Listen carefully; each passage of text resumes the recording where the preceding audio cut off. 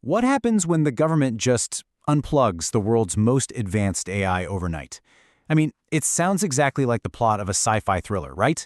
But for thousands of businesses relying on frontier artificial intelligence, a theoretical geopolitical risk just became a very real, very disruptive operational outage. Welcome to This Explainer. I am absolutely thrilled you're joining me today because, well, we've got to talk about a genuinely unprecedented event from June 2026. We're going to unpack the exact moment the U.S. Commerce Department issued an emergency order that literally forced the AI developer Anthropic to take its premier models offline. It's this massive, fascinating collision of cutting-edge tech and international law. Okay, let's dive right in. Here's our roadmap for today. First, we'll look at the global kill switch itself. Then we'll talk about weaponizing export controls, followed by the enterprise continuity crisis. After that, we'll cover the Allied sovereignty backlash, and finally, China's open weight advantage. We're going to track the massive ripple effects of this single event. Starting off with Section 1, the global kill switch and the 72-hour shutdown. So, picture this. On June 9th, 2026, Anthropic launches their highly anticipated Fable 5 and Mythos 5 models. Huge day, right? But just 3 days later, at exactly 5:21 p.m. on June 12th, the Commerce Department issues a sudden suspension directive. Within hours of receiving that letter, Anthropic executed a complete global shutdown. Just really think about that 72-hour window. A major, highly publicized commercial launch of a frontier model turned into a total worldwide blackout for literally all users in just 3 days. So, you're probably wondering, why did this happen? Well, from the U.S. government's perspective, this was an absolute national security necessity. According to reports, a highly credible, trusted partner demonstrated a jailbreak that totally bypassed the model's safety guardrails. The government's stance was that this specific vulnerability enabled the operability of a cyber weapon, specifically when it came to discovering vulnerabilities in critical infrastructure. But we immediately have to contrast that with Anthropic's defense. They stated explicitly, and I quote, "No testers have yet been able to find a universal jailbreak." Their position is that this was a narrow, actually pretty simple vulnerability that had been previously disclosed. Actually, they noted it was already present in other publicly available models. So from their perspective, no actual harm had occurred that would justify such a massive, sudden shutdown. Moving on to Section 2, weaponizing export controls and the legal framework behind all this. The core mechanism the government used here is this crucial legal concept called the deemed export rule. Under U.S. export control law, releasing controlled technology to a foreign national, even if they're sitting at a desk right inside the United States, is legally treated as an export to that person's home country. Now, because Anthropic systems couldn't reliably separate foreign national employees and users from U.S. ones in real time, they couldn't just selectively apply the ban. They had to shut the whole shebang down. And this brilliantly illustrates the friction we are seeing in the law right now. On one hand, we have traditional exports. Think of packing physical microchips into a box and shipping them. The laws were built from the ground up to regulate that. But on the other hand, we have intangible exports, like someone accessing a continuously running AI API from a server literally anywhere in the world. Applying regulations built for discrete physical goods to continuous intangible software access, well, it creates some massive enforcement challenges.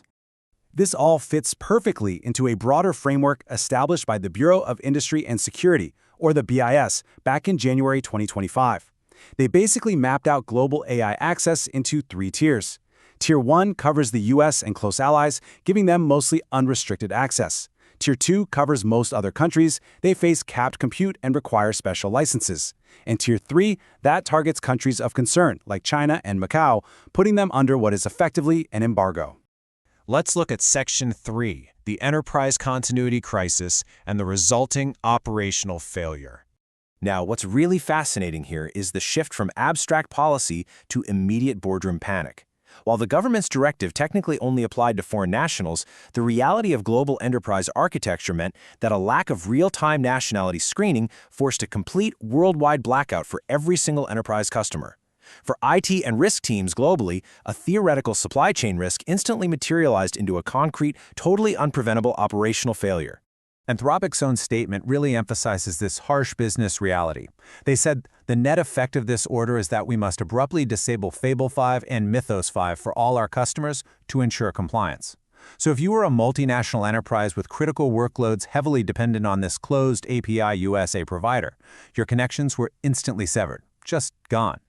So the big takeaway here is that enterprises must now urgently rewrite their business continuity plans. Step 1, they have to acknowledge the very real risk of single provider API dependency. Step 2, they absolutely must build redundancy across multiple models. And step 3, they need to integrate sudden model unavailability directly into their continuity workflows. Surviving sudden geopolitical AI blackouts, that's simply the new cost of doing business. Which brings us to Section 4, the Allied sovereignty backlash and the resulting diplomatic fallout. You know, it wasn't just competitors who lost access. It was America's closest, most trusted partners. Canadian Prime Minister Mark Carney reportedly raised immediate concerns about AI concentration risks. He highlighted a glaring gap. No allied nation exemption mechanism exists in the current BIS rules, meaning even deep intelligence ties like the Five Eyes Agreement provided zero buffer. U.S. trading partners lost access on the exact same schedule as adversaries. And the diplomatic fallout has been immense. For starters, no advance notice was given to trading partners. This event starkly highlighted the entire world's structural dependence on U.S. infrastructure. Consequently, it is actively accelerating the European Union's drive for technological sovereignty, and it's prompting nations like Japan to treat U.S. AI Export Authority as a serious, front-burner foreign policy problem. They are definitely taking notes. Finally, let's turn to Section 5, China's open weight advantage and the open weight shift. When you look at the data, the US-China quality gap is essentially gone. But what is truly staggering is the cost difference. A model like DeepSeek V4 Flash costs a fraction of an American alternative. We're talking up to 97% less than Gemini, for instance. 97%. That makes Chinese AI incredibly attractive economically to businesses everywhere looking to cut costs. And hey, it's not just about the cost. Chinese open-weight models from companies like Alibaba, DeepSeek, and ZAI absolutely dominate the top benchmarking leaderboards. This global shift was actually already underway well before the Fable ban. By mid-2025, China had already overtaken the US as the world's most adopted source of AI models when looking at global downloads. Which brings us to this incredibly important, frankly mind-blowing statistic: 72%. Yup, 72% of emerging market respondents report having limited or absolutely no access to the AI infrastructure and licensing needed to actually use frontier US models. Because open-weight models can be downloaded locally and run completely free of US export controls, Chinese models were already the default plan A for much of the world. And honestly, the Anthropic shutdown just proved them right. So, to summarize the ultimate paradox of this whole episode, the U.S. successfully demonstrated that it has total, unilateral strategic control over frontier AI. But simultaneously, it proved to the global market that closed API American models are unpredictable operational risks. By trying to aggressively secure the technology, this heavy-handed measure might actually weaken Western technological influence over the long term. Which leaves us with this final, provocative question. By switching off an American AI, did the US government just accidentally secure the global rise of Chinese open-weight models? It's a massive geopolitical puzzle, and it's exactly the kind of unintended consequence the world is grappling with right now. Thank you so much for joining me to explore this explainer, and definitely keep your eyes on the incredibly fast-moving world of AI governance.